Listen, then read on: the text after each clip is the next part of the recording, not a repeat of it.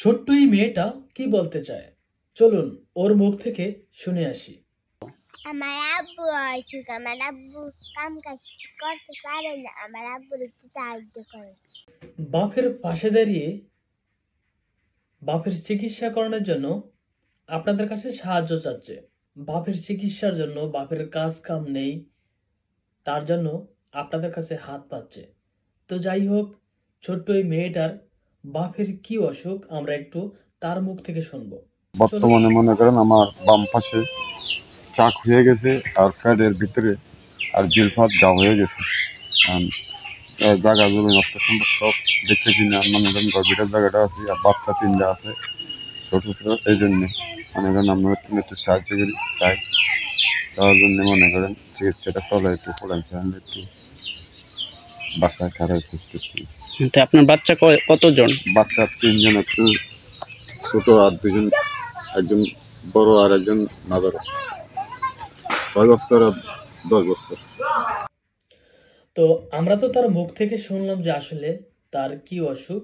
এখন তাকে সুস্থ করানোর জন্য বা চিকিৎসা করানোর জন্য 1,25,000 টাকা লাগবে। তো বিশেষ করে আমরা যারা প্রবাসে থাকি, যদি আমরা তার পাশে দাঁড়াই তাহলে কিন্তু 1,25,000 টাকা আসলে আমাদের পক্ষে কোনো ব্যাপার না। মেয়েটা কিন্তু বলেনি যে আমি খাইতে পারি না বা আমি কোনো কিছু পড়তে পারি না, আমাকে সাহায্য করুন। কিন্তু তার বাপকে সুস্থ করার জন্য আপনাদের কাছে হাত পাচ্ছে। অবশ্যই আপনারা তার এই ছোট্ট মেয়েটার হাতটা আপনারা ফিরাবেন না। শুধু এই ছোট্ট মেয়েটার দিকে তাকিয়ে তাকে 1,25,000 টাকা দিয়ে আমরা তাকে একটা ভালো চিকিৎসা করাই। তো আসুন আমরা সবাই তার পাশে দাঁড়াই। তবে হ্যাঁ, বর্তমানে কিন্তু এই ফ্যামিলিটা খুবই অসহায়ের ভিতরে আছে। তার 3টা বাচ্চা, কিন্তু বর্তমানে আসলে তার কাজ কাম নেই, কাজ কাম করতে পারে না, তার জন্য খুবই একটু অসহায়ের ভিতরে আছে। তো যাই হোক, এখন তাকে সুস্থ করানোর জন্য যেহেতু বাচ্চা মেয়েটা আপনাদের কাছে হাত পাচ্ছে, অবশ্যই তাকে সাহায্য করুন।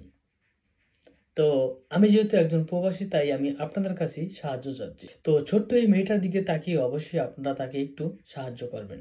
তো আজকের মতো ভিডিওটা আমি এখানেই শেষ করছি। ভালো থাকবেন, সুস্থ থাকবেন। আল্লাহ হাফেজ। আসসালামু আলাইকুম ওয়া রাহমাতুল্লাহি ওয়া বারাকাতুহু।